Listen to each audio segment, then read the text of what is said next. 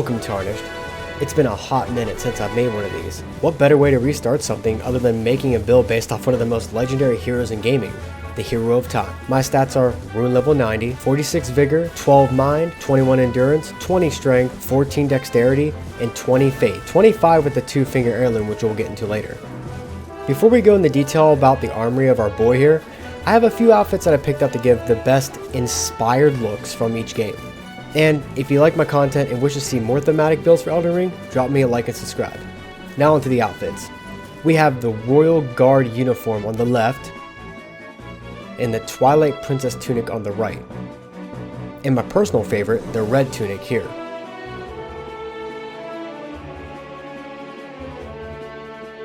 For our hero's arsenal, I wanted to take inspiration from each of the games I found that fit Elden Ring the best. Sadly, that means no rod magic, as I wanted to focus specifically on the sword and shield playstyle. First off, we have the fighter's sword from Link to the Past. I decided to use the Lord Sorin's straight sword, as it has a fantasy bastard sword look. This weapon will be our normal blade, but like other fantasy games, I decided to allow the bladed weapon itself to bleed our foes for getting precise strikes upon them. Pair that with our boy's classic spin attack, the spinning slash Ash of War. While making this blade keen would be a much better option for raw damage, I tend to look at Link's kit as tools under his belt, each weapon being a representation of his multiple spanning lives. Another reason I picked this weapon was the spinning slash is really good at guard breaks, and the Lord Sorin straight sword has a higher crit rating than most of the straight swords. Sitting at an AR of 307 with blood loss buildup of 77. While that isn't breathtaking damage, you'll still pressure most people with this setup. Especially good for those with bad connections, since FromSoftware allows status effects to build up even through iframes. In PvE, I don't think it needs to be said how good bleed is really. Though, this won't feel too broken as you aren't power stancing this weapon, so at least there's that. Next up, we're going to talk about our Master Sword. I went with the Michelin Knight's Sword to bring our golden tempered Master Sword to life within the lands between. While this weapon's reach is lacking compared to the real Master Sword, I wanted to pick what I felt was the most unique straight sword in the game. This weapon's Ash of War will give us that sweet beam attack that we're all used to seeing when our hero is at full HP. What I love about this sword is the heavy attack being very unique, and a good mix-up for PvP for those unexpected of it. It can roll catch like the usual R1, R1, R2 combo with a straight sword, but you get this little dash attack with it. With an AR of 484 unbuffed and 574 when buffed. For your adventures, this does 100% more holy damage and is great for those pesky death birds or those of death. I heavily enjoy playing through New Game Plus with this weapon. It's one of my favorites now, hands down. Next up is our Halberd. I picked this up as a mixture of a few things. I wanted to incorporate some idea of the dark aspect to represent his doppelganger from the shadows. Also, because Breath of the Wild, you can use a Halberd. This is my go-to if the enemy has a weapon with longer reach than the straight sword, or if they are using something that hits quite hard and I want to play it safe. I always default onto this weapon when I am outnumbered and on the back foot. Now, with the dark aspect of this, I put on Black Flame Tornado. I mean, it's useful overall against overconfident phantoms as well as a massive DPS boss killer in other situations. With the right setup, it can deal over 2,500 damage at rune level 90. Our beloved Halberd has a solid AR of 453 with the Keen infusion and a massive AR of 555 with the Flame Art infusion, which I suggest. The reason I have both is in PvE, sometimes I feel like it's best using Keen on the weapon against certain enemies, considering that other enemies have different resistances than others.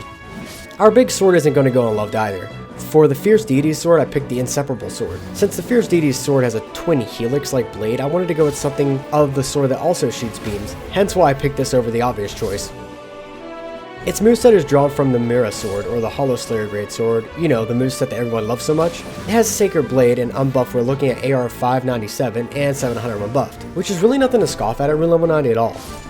Oh, that's right, I nearly forgot our shield. There are some shields that fit the theme more than others, I'm sure, but I wanted to go with something that had a little buff on it, and fit the look of the red shield from Link to the Past, or the magic shield from the Adventures of Link. It has a 100 for physical guard stat, but only with the normal upgrade path, without an infusion. The shield can have up to a guard boost of 59, up from the usual 50. While this mainly matters in PvE, I've used the block a few times in PvP. Not to mention during your adventures you can always use the guard counter on enemy elites or bosses. I have the no skill on the shield, so I can pull up my Ash of Wars without switching to the two-handed, which always allows me to have my shield at the ready. If you really want to have more anti-magic capabilities, you could throw on the Carry and Retaliation, or if you really want to have the Mirror Shield, you can use Thop's Barrier, but I haven't had any luck with that in PvP unfortunately. Thanks PC Elden Ring.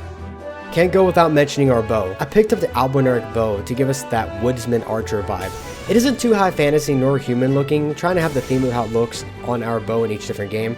I know most of the time Link seems to have a short bow, but I went with this considering the damage difference between the short bow and the long bow. Now, bows are pretty bad when it comes to flat damage, which is why we make up for that with the arrows we use. There is a bit of play with this combination of frost arrows and fire arrows. For enemies who are weak to frostbite, you can kite them at a range until it procs, then you can reset with a fire arrow. Our hot arrows will always do more flat damage than our frost ones. You could also pair this up with holy arrows to mimic the silver bow when you're against those darker enemies. I had to go with the only real useful Ashavor, that was the enchanted shot. It gives our bow at least some sort of tracking, and it still manages to throw off players. We do have some spells in our pocket though, mostly supportive buffs. I use the finger seal since I'm floating around 25 faith with a talisman. Incantations on this lineup are Catch Flame, O Flame, Barrier of Gold, and Golden Vow. These here will grant us some of the magic that Link has used throughout his journeys. Closest I can get to a lantern or the fire rod would be Catch Flame. Catch Flame is a good initiating spell for fast enemies or those easily comboed. It has a huge stagger to most foes and can chain cast them to itself. For PvP, it's a good roll catch tool as well as a mix-up or guard break. Now, I really wanted to use Flame Pillars to mimic the Bombos Medallion, but sadly I didn't have enough stat allocation. But I wanted to be known if you push this build to a higher level, I suggest it for theme purposes. Can't go wrong with that. O Flame for our Din's Fire. This is a pretty high damaging attack, but it's slow. However, it can be quite devastating in PvP if you can roll catch somebody or hit them off guard.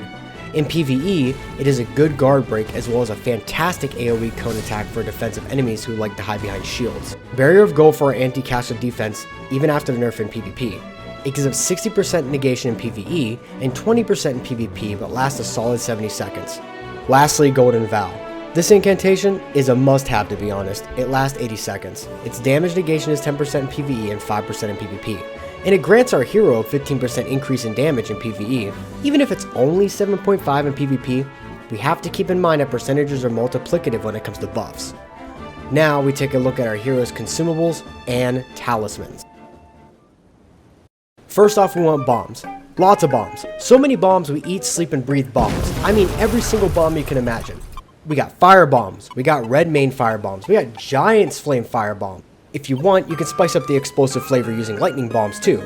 Next we have daggers. Fan daggers for the obvious roll catch, and throwing daggers for, well, a similar thing. Utility and all that.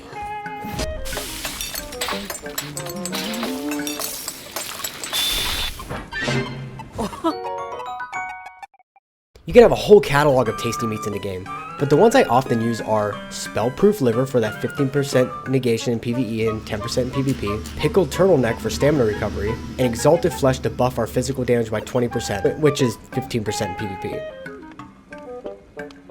Food itself is not a necessity, but considering the fact that Link does cook, it kinda adds more of a theme and you can't go wrong with more buffs, let's be real.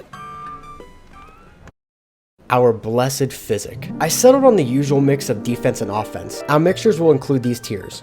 Thorny Crack tier, which enhances our consecutive attacks by intervals of 9%, 13%, and 20%, similarly to the Talismans, and our Fairy Friends help with the Crimson Bubble tier, which will restore our HP when near death. Our Talismans, the final tool in our kit. I went with these four here. Shard of Alexander for our Ashavor damage, giving our blade beams more punch, Millicent's Prosthesis to boost our dex and give us a stacking multiplicative damage buff with our flask. To note, if you can't get this, you can always use the Winged Sword Insignia or the Rotted Winged Sword Insignia, which those may not give you the dex boost, but they still give you the consecutive boost to damage on attacks. Crimson Amber Medallion +2 for extra hearts, and 2 Fingers Heirloom to boost our faith by 5 so we can use the incantations that we chose. Honestly, this build was a lot of fun. I don't always enjoy themes I try to recreate in the game, and sometimes they don't even make it past the drawing board. I mean, this was originally supposed to be a Dovahkiin build, but I had a hard time making that work the way I wanted to. Not saying the idea is off the table, but it was not as easy. Well, while I leave you with some uninterrupted PvP, I'm going to go play Tears of the Kingdom, so I'll see you all in the next video, Tarnished.